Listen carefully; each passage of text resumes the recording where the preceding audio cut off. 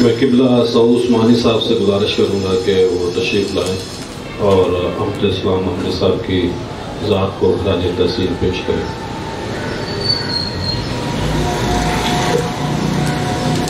بسم اللہ الرحمن الرحیم۔ صدر مجلس، ارباب شہ نشین، ارباب علم و دانش، یہ جو محفل ہے امجد صاحب کی یاد میں جو منعقد کی گئی ہے، سچ بات یہ ہے کہ امجد صاحب کی اتنی یادیں میرے ساتھ ہیں اور اتنی مختلف جہات میں کہ اس کو سمیٹنا اس مختصر محفل میں مشکل ہے۔ میں نے امجد صاحب کے لیے ایک کتاب مرتب کی تھی، ستارے میرے ہم سفر، جو مجلس فروغ ادب دوحہ نے شائع کی تھی۔ اس میں شروع سے آخر تک بطور ناشر بھی میں شامل رہا۔ اس میں میرا مضمون بھی ہے، ایک تفصیلی مضمون امجد صاحب کے لیے، اور اس کی مشاورت میں بھی امجد صاحب نے ہمیشہ مجھے شریک رکھا۔ اسی طرح اکیڈمی ادبیات پاکستان میں جو امجد صاحب کی فن اور شخصیت پر کتاب ہے، وہ میری مرتب کی ہوئی ہے اور وہ بھی شائع ہو چکی ہے۔ کالم بھی لکھ چکا ہوں امجد صاحب کے لیے، کئی تحریریں، لیکن وہ ایسی شخصیت تھے کہ ان کے لیے بہت کچھ لکھنے کے باوجود بھی ہر تحریر، ہر گفتگو ناکافی محسوس ہوتی ہے۔ میرا تعلق باوجود عمر کے اور مرتبے کے فرق کے باوجود میرا ان سے ایک دوستی کا تعلق تھا، اور یہ جاننے والے جانتے ہیں۔ علی ذیشان یہاں تشریف رکھتے ہیں، وہ بھی اس محبت کو، اس تعلق کو جانتے ہیں۔ رشتہ داری بھی تھی، رشتہ داری کی بھی اپنی ایک خصوصیت تھی، لیکن اس کے ساتھ جو ان کا دوستی کا تعلق تھا مجھ سے، تو وہ بہت گہرا تھا۔ اور یہ ایک بڑے آدمی کی بہت سی نشانیوں میں ایک یہ بھی ہوتی ہے کہ ہر آدمی یہ سمجھتا ہے کہ میرے ساتھ جو اس کا تعلق ہے وہ خاص ہے اور دوسروں سے مختلف ہے۔ تو امجد صاحب کے ساتھ تقریباً 35 ابتدائی تعارف سے لے کر آج تک میرا تقریباً 35-36 سال کا ساتھ رہا، اور میں نے اپنے سینئر ادیبوں شاعروں میں کسی کے ساتھ اتنے سفر نہیں کیے جتنے امجد صاحب کے ساتھ کیے ہیں۔ اندرون ملک تو انگنت سفر ہیں، مجھے یاد بھی نہیں ہے، گننا چاہوں تو ممکن نہیں ہے۔ بیرون ملک بھی کوئی 12-15 ان کے ساتھ میرے سفر ہیں مختلف ملکوں کے، اور ابھی کچھ 6-7 مہینے پہلے امریکہ میں نیو یارک اور نیو جرسی کے مشاعروں میں ہم اکٹھے تھے، اکٹھا سفر کیا۔ امجد صاحب کی جہات بہت سی ہیں، جیسے کہ یہاں کہا بھی گیا اور جیسے کہ لوگ جانتے ہیں، لیکن بہت دفعہ ایسا ہوتا ہے کہ کسی ایک جہت میں کوئی ایک آدھ نقش قدم ضرور ہوتا ہے، لیکن باقی اس پہ کوئی واقعی کام نہیں ہوتا۔ لیکن امجد صاحب کے ساتھ ایسا نہیں تھا۔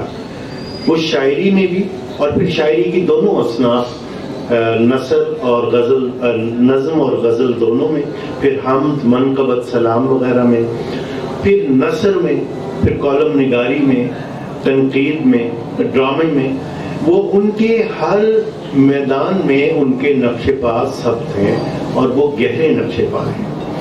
وہ ان لوگوں میں ہیں کہ جنہوں نے محبتیں سمیٹی بھی بہت اور محبتیں بانٹی بھی بہت۔ لوگوں میں انہوں نے بہت محبتیں بانٹی ہیں، اور میں اس کا انی گواہ ہوں، بہت سے واقعات کا چشمدید ہوں۔ میں سمجھتا ہوں کہ امجد صاحب پاکستانی ادب کا چہرہ تھے، اور لاہور شہر کا بھی چہرہ تھے۔ یہ باور کرنا ممکن نہیں ہوتا، یقین کرنا مشکل ہوتا ہے کہ امجد صاحب نہیں ہوں گے اور ہم اسی شہر میں رہتے ہوں گے، ریسی ادب میں میدان میں ہم بھی ہوں گے۔ میں سچ بات یہ ہے کہ بہت کچھ لکھنے اور کہنے کے باوجود میں اس شخصیت کے چند پہلوں کو بھی سمیٹ نہیں سکوں گا، لیکن 2 باتوں کی طرف خاص طور پر میں توجہ دلانا چاہتا ہوں۔ ایک تو یہ کہ میرا بہت سے مشاہیر ادب سے واسطہ رہا ہے۔ میں امجد صاحب کے بارے میں جو بہت سی خصوصیات ہیں، ان کے بارے میں ان کا احاطہ نہیں کر پاؤں گا اس مختصر سی گفتگو میں، لیکن 2-3 باتوں کی طرف میں ضرور اشارہ کرنا چاہوں گا۔ ایک تو وہ جتنے غزلہ سنج اور خوش طبع اور خوش گفتار اور حاضر جواب آدمی تھے، اس کا مشاہدہ آپ سب میں کیا ہوگا، اور ان کا مزاح اور ان کی جملے بازی کوئی پہلے سے بنائی ہوئی نہیں ہوتی تھی، بڑی بے ساختہ ہوتی تھی اور وقت پر ہوتی تھی۔ تو ایسی کتنی ہی مثالیں ہیں کہ انہوں نے ایک ایسا کمال کا جملہ اس شخصیت کے متعلق کہا جس پر وہ تبصرہ کر رہے تھے کہ وہ اس شخصیت کا نچوڑ حاصل ہوتا تھا. تو وہ ایک ایسی صفت تھی، ایسی خوش طبعی ان کی زندگی سے بھرپور آدمی تھے. تو وہ میں نے اپنے مشاہیر میں جن سے میرا رابطہ رہا ہے ان میں کم دیکھی ہے. اسی طرح ایک ان کی جو کمال کی بات میں نے مشاہدہ کی وہ ان کی معاملہ فہمی تھی. وہ زندگی کی حقیقتوں میں سے بہت قریب آدمی تھے اور وہ خوابوں کی دنیا میں رہنے والے شاعر کی طرح نہیں رہتے تھے. وہ زندگی سے جڑے ہوئے آدمی تھے اور ان کو ادراک ہوتا تھا بہت سارے مسائل کا، معاملے کا. یہ کتنی بار ایسا ہوا کہ میں نے ایک بات کا آغاز کیا، ایک جملہ یا ابھی ایک لفظ میں نے کہا اور میں نے محسوس کیا کہ اس بات کی تہ تک پہنچ گئے. وہ جملہ مکمل کرنے کی ضرورت نہیں، وہ اتنے معاملہ فہم تھے کہ وہ اس کو ادراک کر لیتے تھے اور وہ بات کو پہنچا دیتے تھے. ایک اور صفت جس کا میں خاص طور پر یہاں ذکر کرنا چاہوں گا، وہ دوستوں کو آپس میں جوڑنے میں بہت خوشی محسوس کرتے تھے. ایسے دو لوگ جن سے ان کا رابطہ ہے، جن سے ان کی دوستی یا تعلق ہے، لیکن ان کا آپس میں کوئی تعلق نہیں ہے، ان کو جوڑ کر خوش ہوتے تھے.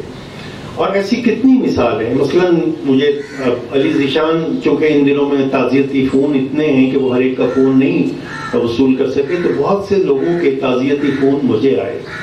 ناروے میں اوسلو میں ہمارے دوست ہیں، بہت عمدہ نظم نگار شاعر ہیں، فیصل ہاشمی.